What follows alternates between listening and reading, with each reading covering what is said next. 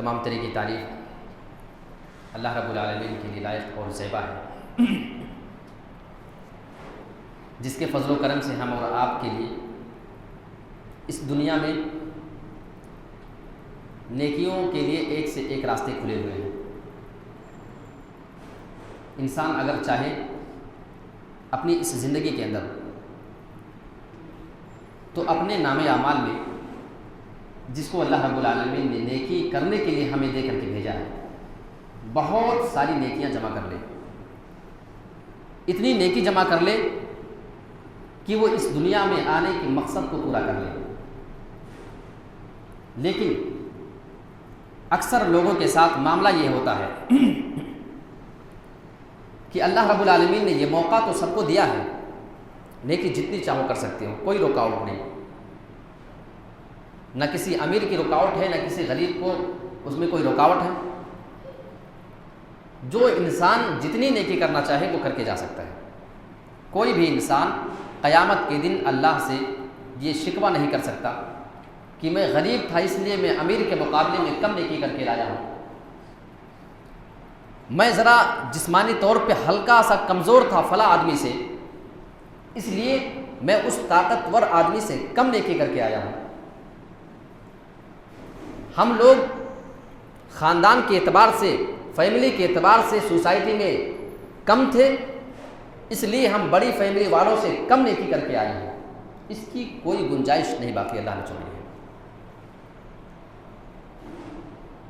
بات میں آپ کو سمجھاؤں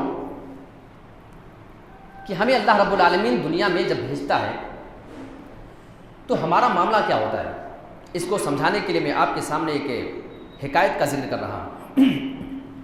ایک بادشاہ تھا، غور سے سمجھیے گا، یہی معاملہ سیم ہمارا اور آپ کا ہے۔ بادشاہ نے اپنے ایک غلام کو، ایک نوکر کو ایک جھولا دے دیا، تھیلا ایک دیا بیل، اور کہا کہ یہ میرا جو باغ ہے، باغ بہت لمبا چوڑا تھا، اس میں طرح طرح کے پھلوں کے پیڑ تھے اور بہت زیادہ پھل لدے ہوئے تھے، پیڑ پھلدار درخت تھے۔ کہا کہ جاؤ اور میرے باغ سے اچھے اچھے پھل توڑ کر کے اس تھیلے میں جمع کر کے لے آؤ۔ لیکن بادشاہ نے صرف ایک قید لگائی تھی، ایک شرط بس، باقی جتنے جس پیڑ سے جتنا جو پھل چاہو توڑ کر کے لے آؤ، اچھے پھل لانا ہے توڑ کے، خراب پھل اور کھٹے پھل نہیں لانا، سارے میٹھے میٹھے اچھے اچھے پھل جو نظر آئیں وہی توڑ کے لانا ہے، اچھے پھل لانا ہے، خراب اور گھٹیا پھل نہیں لانا ہے۔ بس ایک شرط بادشاہ نے لگا دیا کہ جب تم باغ کے اندر داخل ہو جاؤ گے تو پیڑ ایک لائن سے لگے ہوئے تھے، بہت لمبا چوڑا باغ ہے، لیکن ایک ترتیب سے جو پیڑ لگے ہوئے ہیں، پیڑ ترتیب سے لگتا ہے، اچھے باغ کی پہچان یہ ہوتی ہے۔ تو اس کے بعد بادشاہ نے کہہ دیا کہ یہ پیڑ کے حصے پہ اگر تم پہنچ گئے، اب یہاں سے اگر تم یہاں کے پھلوں کو توڑ لیتے ہو تب تو ٹھیک ہے، لیکن اگر اس پیڑ کو تم کراس کر کے آگے نکل گئے، آگے سائڈ میں چلے گئے، تو اب دوبارہ پلٹ کر جو گزر چکا ہے پیڑ وہاں سے نہیں توڑ سکتے، بس اتنی سی قید ہے۔ بات سمجھ آئی نا اس کی قید؟ جس پیڑ سے آگے نکل جاؤ گے دوبارہ اس پیڑ سے پلٹ کر پھل نہیں توڑنا ہے، اس کے علاوہ پھر آگے سے چاہو تو توڑ سکتے ہو، بہت پیڑ ہیں، پیڑ کی کمی نہیں ہے۔ یہ بندہ تھیلا لیتا ہے کہ اس میں کون سی بڑی بات ہے، اتنا لمبا چوڑا، اور اکثر جو ہے پیڑ اس کے پھلوں سے لدے ہوئے، ایک سے ایک پھل ہے، شروع میں گھستا ہے، اس کو بہت اچھے اچھے پھل نظر آتے ہیں۔ اس نے سوچا کہ ابھی کیا ضرورت ہے توڑنے کی، دیکھیے گا ابھی کیا ضرورت ہے توڑنے کی، باغ تو بہت لمبا چوڑا ہے اور ایک سے ایک بڑھ کے پھل، ایک سے ایک درخت ہیں پھلوں کے، چلو آگے چلتے ہوئے توڑ لیں گے۔ دوسرے مرحلے میں جاتا ہے، وہاں دیکھا یہاں بھی بہت اچھے اچھے پھل درخت بھرے پڑے ہیں، سوچا کہ یہاں سے توڑ لیتا ہوں، پھر سوچنے لگا ابھی کیا ضرورت ہے، ابھی تو بہت ہے، یہاں سے توڑ لیں گے تو پھر اس کو لاد کر کے لے کر کے نکلنا پڑے گا، بھاری پڑے گا، آگے جا کر کے توڑ لیں گے، کیا مشکل ہے، اجازت تو ہے۔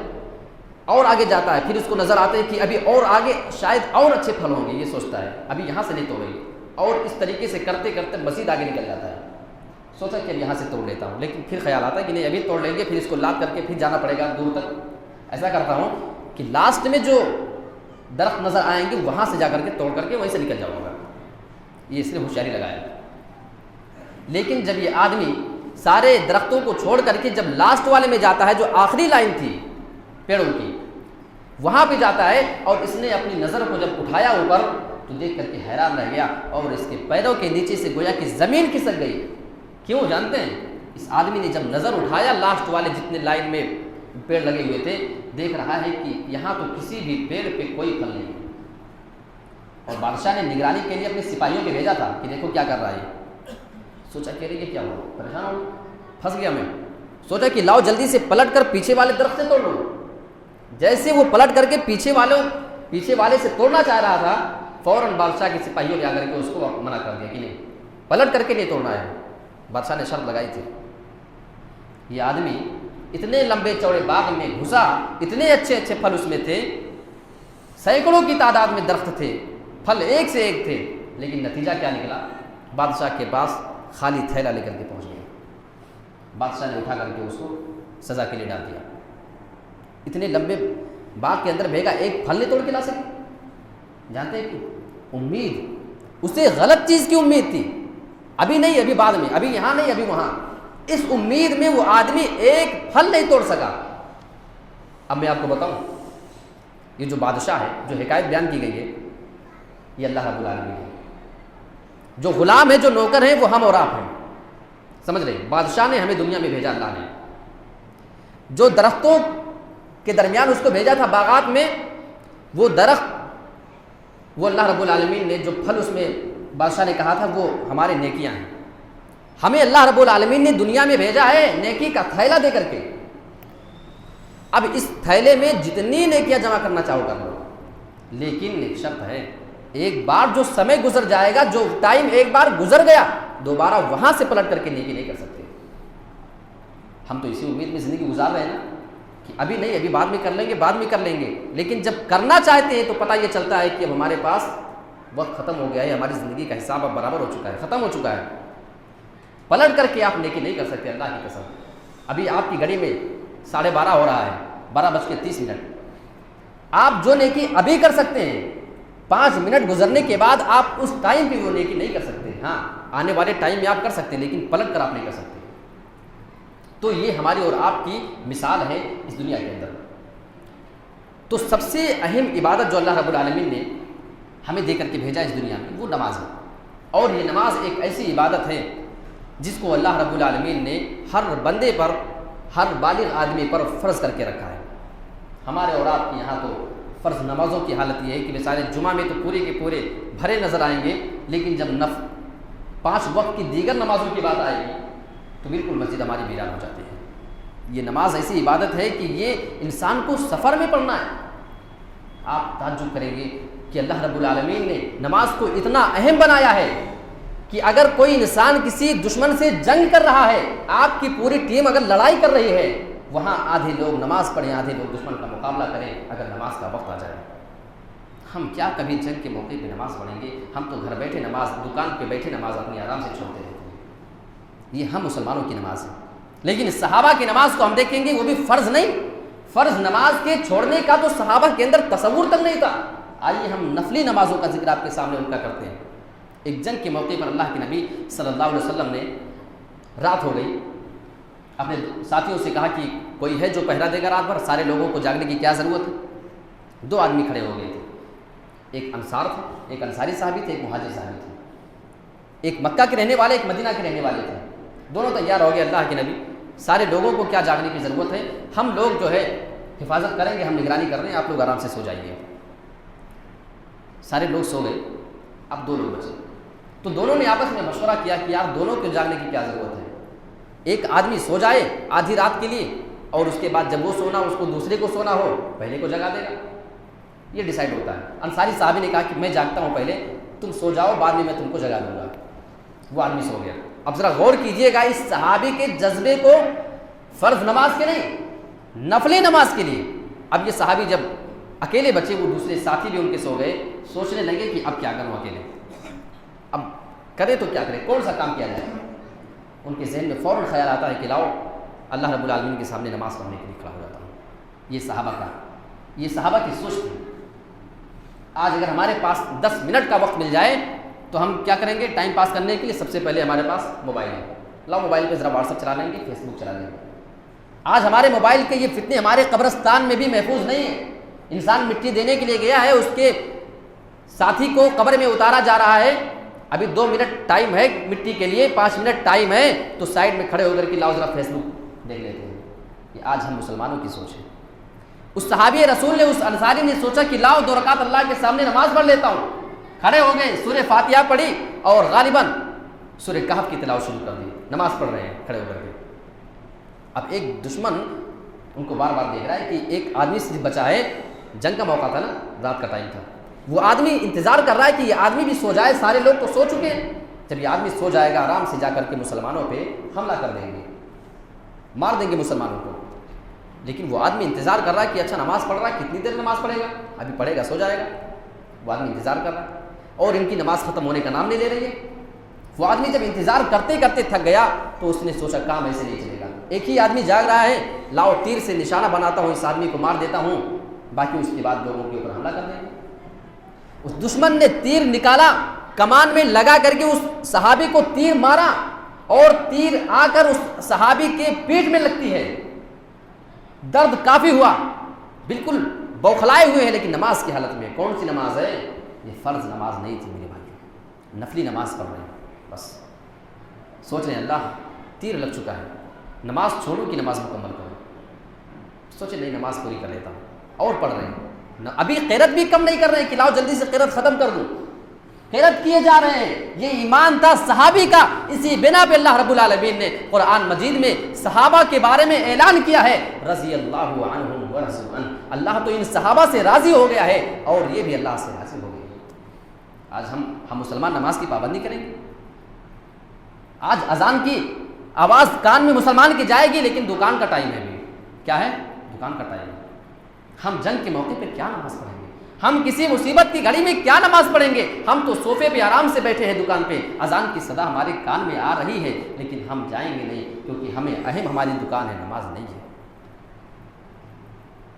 اور اسی بنا پہ اللہ کے نبی نے جو اذان کے کلمات سکھائے ہیں اس میں 2 باتیں کہی جاتی ہیں، جانتے ہیں؟ ہر ٹائم موذن صدا دیتا ہے، حی علی الصلاۃ، آؤ نماز کے لیے۔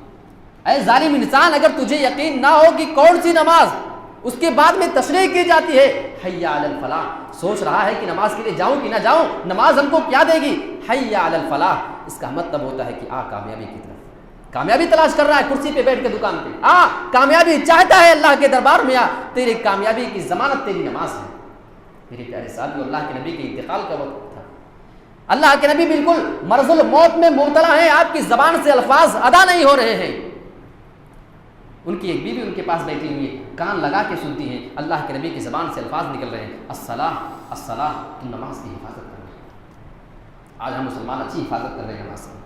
وہ صحابی رسول نفلی نماز پڑھ رہے، تیر آ کر کے لگا، دشمن نے دیکھا کہ ابھی نہیں گرا ہے، نہ تو نماز ختم کر رہا ہے، دوسری تیر نکال کر کے مارتا ہے، وہ بھی آ کر کے کمر میں لگتا ہے، پیٹھ میں، پھر بھی نہیں ختم کر رہے نماز، تیسری تیر مارا، آ کر کے جب کمر میں لگا اور خون اتنا نکلنے لگا کہ اس صحابی کو ڈر لگنے لگا کہ اگر اب نماز جلدی سے ختم نہیں کرتا ہوں تو شاید میں بے ہوش ہو کے گر جاؤں گا اور دشمن آ کر کے حملہ کر دیں گے۔ جلدی سے نماز کمپلیٹ کیا، جلدی سے نماز کمپلیٹ کیا، نماز چھوڑا نہیں، جلدی سے سلام پھیرا، اس کے بعد جا کر کے اپنے ایک دوسرے ساتھی کو جگایا جو ان کے ساتھ جاگنے کا وعدہ کیا تھا، مہاجر صاحب۔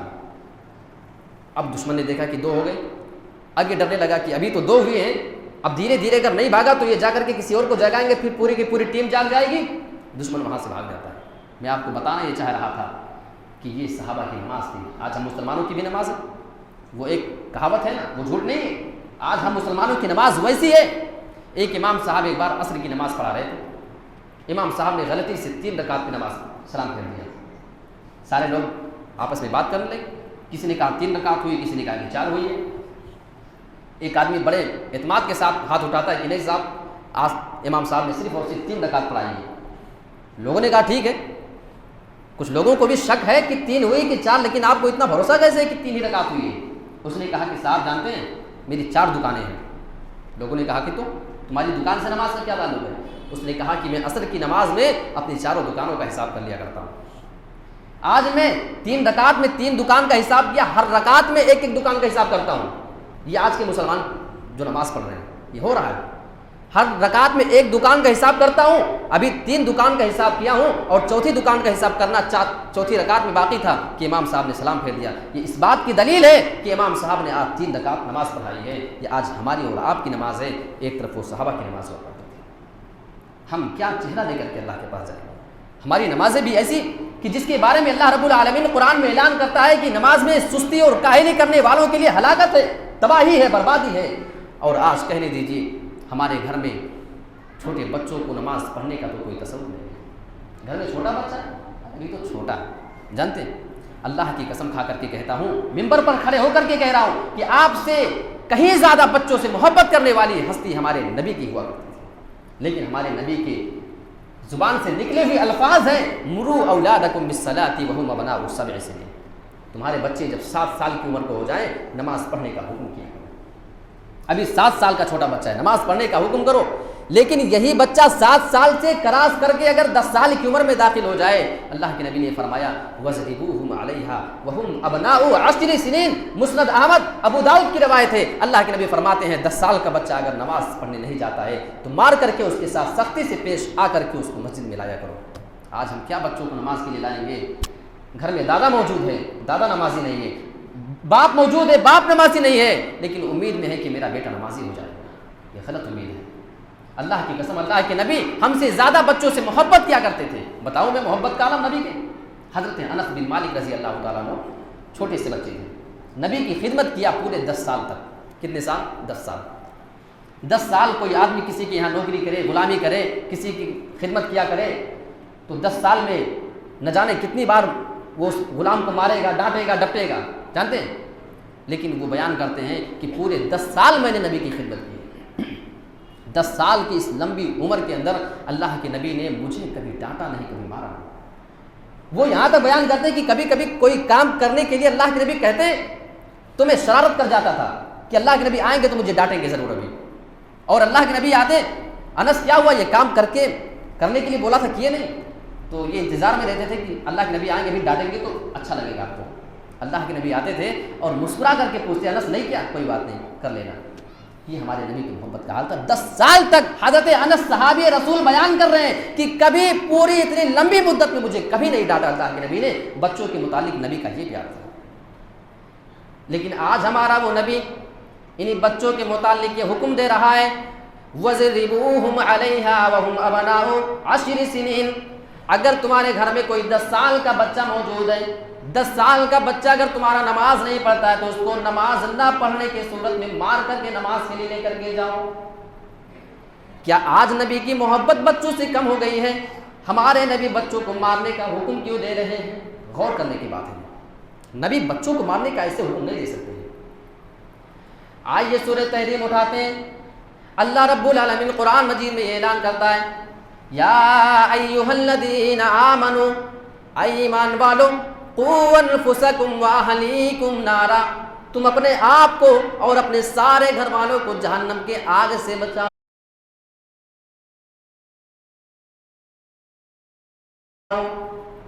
یہی تعلیم تو ہمارے نبی بھی دے رہے ہیں۔ ایک انسان جب نماز نہیں پڑھے گا، بے نمازی کا انجام تو پھر جہنم ہونا ہے۔ اور قرآن میں اللہ کہہ رہا ہے تم اپنے آپ کو، اپنے گھر والوں کو جہنم کی آگ سے بچانے کی فکر کیا کرو۔ اسی بنا پہ ہمارے نبی بچوں کو ایسی تعلیم دلوانا چاہتے ہیں، 7 سال سے لے کر 10 سال تک، 3 سال تک اس کو نماز پڑھنے کے لیے کہا کرو۔ کبھی انگلی پکڑ کر لاؤ، کبھی حکم دے دیا کرو، کبھی چھوڑے گا، کبھی آئے گا، کبھی جائے گا، لیکن 3 سال تک اگر ایسا کرو گے تو وہ نماز کا پابند ہو جائے گا۔ یہ نبی ہمارے ماہر نفسیات تھے۔ 3 سال تک اگر کوئی بچہ کنٹینیو آ جاتا ہے تو اس کو لت لگ جائے گی نماز کی، سمجھ؟ یہ ہمارے نبی کا حکم ہے۔ لیکن آج ہم مسلمانوں کی حالت یہ ہے، اور اللہ رب العالمین نے سورہ تحریم جو قرآن مجید کی آیت میں نے آپ کے سامنے پیش کی ہے، سورہ تحریم سورہ نمبر 66 ہے، 66 اور آیت نمبر 6 ہے۔ اللہ رب العالمین اس میں فرماتا ہے قوا انفسکم واہلیکم نارا، جہنم سے بچانا ہے۔ جہنم کیا چیز ہے وہ اللہ بتا رہا ہے، وقودها الناس والحجارہ۔ جانتے ہیں جہنم کیا ہے؟ جہنم کے ایندھن انسان اور پتھر ہے۔ یہ 2 چیزیں جلا کر کے وہاں پہ آتے جائیں گے۔ جانتے ہیں اگر ایک انسان صرف جہنم میں چلا جائے تو اللہ کی قسم صرف جہنم میں چلا جانا اس انسان کے لیے کافی ہے جو سزا وہاں پہ مقرر کی گئی ہے۔ لیکن اللہ مزید بیان کر رہا ہے علیہا ملائکۃ غلاظ شداد، جہنم میں عذاب دینے کے لیے، سزا دینے کے لیے، اے کمزور انسان سن، تجھے سزا دینے کے لیے اللہ ہے بڑا رحیم و کریم، ہے رحمت والا، ٹھیک ہے، لیکن اگر کوئی جہنم میں چلا جائے گا تو اللہ کی ساری رحمت اس سے روٹ جائے گی، پھر وہاں پہ اللہ کی رحمت اس کو نہیں ملنے والی ہے۔ اللہ فرماتا ہے کہ سزا دینے کے لیے ایسے ایسے فرشتے ہم مقرر کر دیں گے جو سب سے زیادہ طاقتور ہوں گے، سب سے زیادہ سخت دل ہوں گے۔ یہ دو کوالٹی جہنم کے اندر جو سزا دینے کے لیے فرشتے لگیں گے ان کی کوالٹی بیان کی جا رہی ہے، دو صفت۔ جانتے ہیں اس کی وجہ کیا ہے؟ ہمارے یہاں اگر کسی بڑے مجرم کو سزا دینے کے لیے کسی کے حوالے کیا جاتا ہے اور اس کے لیے باقاعدہ جلاد پالے جاتے ہیں، کسی کی گردن مارنی ہے، کسی کو پھانسی پہ لٹکانا ہے، عام آدمی یہ کام نہیں کر پائے گا، اس کے لیے باقاعدہ جلاد مقرر ہوتے ہیں، وہ جلاد کا کام ہوتا ہے، جلاد کے حوالے کریں گے۔ جلاد کی دو خصوصیت ہوتی ہے، ایک تو بڑا لمبا چوڑا ہٹا کٹا ہوتا ہے، طاقتور بہت ہوتا ہے، اور دوسرے وہ جلاد دل کا بڑا سخت ہوتا ہے، اس کو رحم نہیں آتا ہے۔ جانتے ہیں آپ کتنا بھی چیخیے، جو سزا دینے کے لیے کہا جائے گا وہ آپ کو دے کر کے رہے گا۔ اللہ فرماتا ہے کہ ہم نے وہاں پہ سزا دینے کے لیے ایسے فرشتے مقرر کیے ہیں جو سخت دل بہت ہوں گے اور طاقتور اتنے زیادہ ہوں گے کہ تم ان سے چھوٹ کر کے بھاگ نہیں سکتے۔ علیہا ملائکۃ غلاظ شداد، اور ان کی پہچان بتا رہا ہے، لا یعصون اللہ ما امرہم ویفعلون ما یؤمرون۔ اللہ فرماتا ہے کہ وہ کبھی اللہ کی نافرمانی نہیں کریں گے۔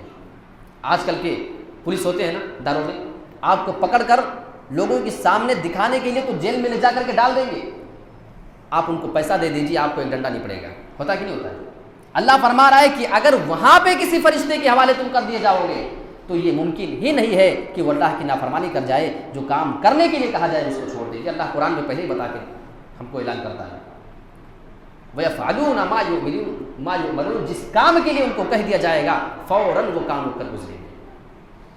لیکن ہماری حالت آج کل جو دنیا میں ہے، ہم خوشی کے موقع پہ اللہ کو یاد نہیں کرتے ہیں، جب کوئی مصیبت ہمارے اوپر آئے گی تب جا کر کے ہم اللہ کو یاد کریں گے۔ ایک بار میں نے مغرب کے ٹائم درس دیتے ہوئے کہا تھا کہ ایک انجینئر تھا، وہ بلڈنگ بن رہی تھی، 15ویں منزل پہ کھڑا ہوا تھا، وہ اس کا ایک لیبر تھا، مزدور، جو نیچے کھڑا ہوا تھا، ابھی لفٹ لگی نہیں تھی اس میں، تو اب وہ نیچے آئے گا جائے گا، اتنا بہت محنت لگی، سوچا کہ کسی طریقے سے غلام کو بلا لیا جائے جو لیبر اس کا ہے، نیچے کھڑا ہوا تھا، وہ اوپر سے اس کو آواز دے رہا ہے، لیکن اونچائی اتنی ہے کہ آواز نہیں جا رہی تھی اس کے کان میں۔ سوچا کہ کیا کروں، کوئی طریقہ اختیار کروں، تو اس کے جیب میں ڈالر تھا، وہ ڈالر نکالا اور اس مزدور کے بغل میں گراتا ہے۔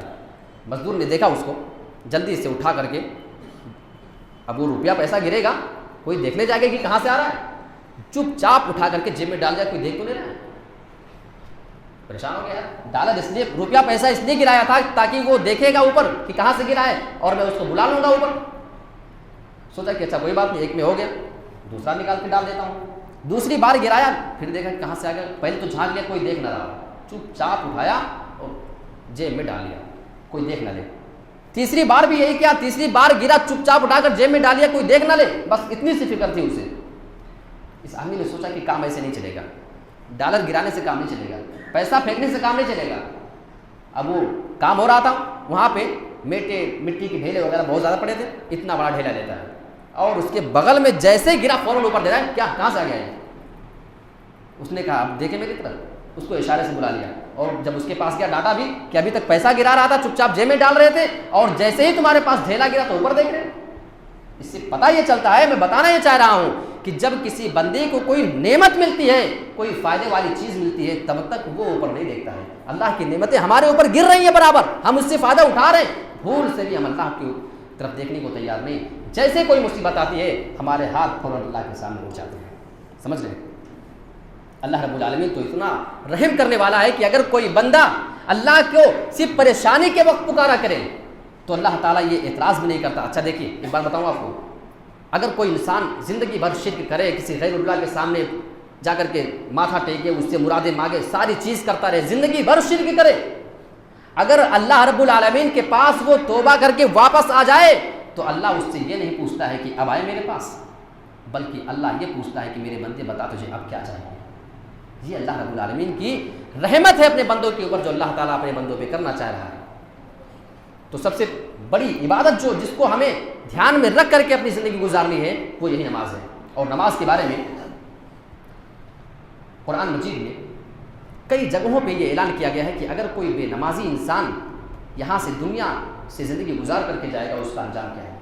سورہ ماؤن میں آیت نمبر 4 اور 5 کے اندر اللہ فرماتا ہے فَوَيْلٌ لِّلْمُصَلِّينَ الَّذِينَ هُمْ عَنْ صَلَاتِهِمْ سَاهُونَ، ہلاکت ہے، بربادی ہے ان نمازیوں کے لیے۔ میں مختصراً صرف آیت ذکر کر دے رہا ہوں آپ کے سامنے، جو نماز میں سستی کیا کرتے ہیں، نماز کو کاہلی کے ساتھ پڑھا کرتے ہیں، نماز پڑھتے ہیں، غور کیجیے گا، نمازی ہیں لیکن ان کے لیے بھی بربادی ہے۔ اب جو نماز نہ پڑھیں ان کا حال کیا ہوگا؟ اس کا جواب ملتا ہے ہمیں سورہ مدثر، سورہ نمبر 7 آیت نمبر 40 سے لے کر کے 43 تک 4 آیتیں ہیں سورہ مدثر 29ویں پارے کے اندر آپ کو یہ آیت مل جائے۔ اللہ فرما رہا ہے فی جنات یتساءلون، جب جنتی جنت میں چلے جائیں گے، جہنمی جہنم میں چلے جائیں گے۔ جو جنتی ہوں گے وہ سوال کریں گے اپنے جہنمی ساتھیوں سے، پہچانیں گے ایک دوسرے کو، جانیں گے جیسے دنیا میں پہچانتے ہیں، جانتے ہیں۔ فی جنات یتساءلون عن المجرمین ما سلککم فی سقر، سوال کریں گے تم جہنم میں کیسے آئے، تم تو بڑے اچھے انسان تھے، ہمارے ساتھ اٹھا بیٹھا کرتے تھے، تمہاری تو بہت زیادہ پہچان دنیا میں ہوا کرتی تھی، جہنم میں کیسے آ گئے؟ جواب ہوگا قالوا لم نک من المصلین، ہم نمازی نہیں تھے دنیا میں۔ بس ایک وجہ ہے جہنم میں آنے کی، یہ ہے سورہ مدثر۔ اور آگے چلیے اللہ رب العالمین اسی چیز کو ایک اور جگہ بیان کرتا ہے سورہ قلم کے اندر، یوم یکشف عن ساق ویدعون الی السجود فلا یستطیعون خاشعۃ ابصارهم ترهقهم ذلہ وقد كانوا يدعون الی السجود وهم سالمون۔ یہاں پہ اللہ رب العالمین سورہ قلم کے اندر ارشاد فرماتا ہے آیت نمبر 42 اور 43 کے اندر فرما رہا ہے کہ قیامت کے دن اللہ رب العالمین کی پٹری کھولی جائے گی، سارے لوگوں کو سجدے کی طرف بلایا جائے گا، یدعون الی السجود، سارے لوگوں کو سجدے کے لیے بلایا جائے گا، فلا یستطیعون، تو یہ لوگ جو دنیا میں نماز نہیں پڑھا کرتے تھے یہ سجدہ نہیں کر سکیں گے، چاہیں گے سجدہ کرنا لیکن سجدہ کر نہیں سکیں گے۔ اللہ فرما رہا ہے وقد كانوا يدعون الى السجود وهم سالمون، دنیا میں جب ان کو بلایا جاتا تھا نماز پڑھنے کے لیے، صحیح سلامت تھے، اپنی آفس میں بیٹھے رہے، گھر میں بیٹھے رہ کر کے نماز کو ضائع کیا، تندرست تھے، ان کی حالت بالکل ٹھیک تھی، چاہ کر سجدہ نہیں کرتے تھے۔ آج یہ چاہیں گے کہ سجدہ کر لیں لیکن فلا یستطیعون، آج یہ اگر چاہیں گے کہ اللہ کے سامنے ہم سجدہ کر لیں تو سجدہ نہیں کر سکیں گے۔ سارے جو نیک لوگ ہوں گے سجدے میں چلے جائیں گے، یہ بیچارے جب سجدہ کرنا چاہیں گے پیٹھ ان کی اتنی سخت ہو جائے گی بالکل لکڑی کی مانند کہ سجدہ کرنا چاہیں گے تو جھک نہیں سکیں گے، لوگ دیکھ کر کے سمجھ جائیں گے کہ یہ بے نمازی لوگ ہیں۔ یہ ہے بے نمازی کا انجام۔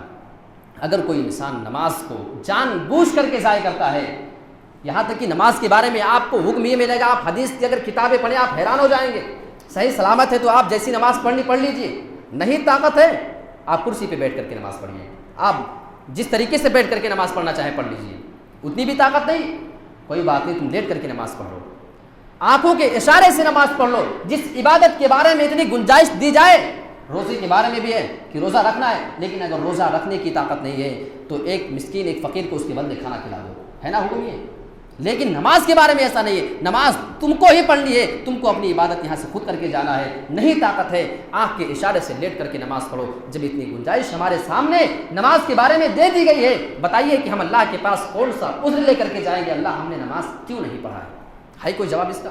اللہ رب العالمین سے دعا کرتے ہیں کہ پروردگار ہمیں تو سب سے پہلے نماز کا پابند بنا، کیونکہ اللہ کے نبی کی حدیث ہے اول ما یحاسب به العبد یوم القیامۃ الصلاۃ، سب سے پہلا جو حساب اللہ رب العالمین قیامت کے دن لے گا اسی نماز کے بارے میں۔ فإن صلحت صلح سائر عمله، اگر اس کی نماز صحیح نکل جائے گی تو بعد میں آنے والی اس کی ساری عبادت صحیح نکل جائے گی۔ وإن فسدت فسد سائر عمله، اگر نماز میں کمی آ گئی تو بعد میں آنے والی اور نیکیوں میں بھی گڑبڑی پیدا ہو جائے گی۔ یہ اللہ کے نبی نے دنیا میں بتا دیا ہے کہ سب سے پہلی چیز جس کے بارے میں آپ سے سوال کیا جائے گا اللہ کے حقوق کے بارے میں، تو اسی نماز کے بارے میں سوال کیا جائے گا۔ ہم اللہ سے دعا کرتے ہیں کہ پروردگار جس عبادت کا سب سے پہلے سوال ہم سے قیامت کے دن کیا جائے گا، ہم اگر اسی عبادت میں پیچھے رہے تو پھر ہم اپنے آپ کو کامیاب کیسے سمجھ سکتے ہیں؟ اللہ تو ہم سب کو پوری دلجوئی کے ساتھ نماز کی پابندی کرتے رہنے کی توفیق عطا فرما، وہ چاہے جمعے کی نماز ہو، چاہے عید بقرعید کی ہو، چاہے جیسی نماز ہو، ہم اس بات کا تہیہ کر کے اٹھیں کہ ہم انشاءاللہ بے نمازی نہیں رہیں گے، کیونکہ بے نمازی انسان کا انجام بہت برا ہے، قرآن اور حدیث میں بتایا گیا ہے۔ اگر ہم بے نمازی ہو کر کے اللہ کے پاس جاتے ہیں تو یاد رکھیے کہ آپ کے پاس کوئی بھی بہانہ نہیں ہے جس کو آپ پیش کر سکیں۔ سوچ لیجیے آپ دنیا میں اگر آپ دنیا میں نہیں سوچ سکتے کہ کون سا بہانہ لے کر کے جائیں گے، پھر آپ وہاں پہ بنا کر کے کون سا بہانہ پیش کر سکیں گے؟ اس بنا پہ ہم سارے لوگوں کو نمازی ہونا پڑے گا اگر ہم چاہتے ہیں کہ ہماری اور آپ کی آخرت صحیح سلامت گزر جائے تو۔ اللہ رب العالمین سب سے پہلے مجھے، اس کے بعد آپ تمام حضرات کو کہی گئی باتوں پر عمل پیرا ہونے کی توفیق عطا فرمائیں، آمین۔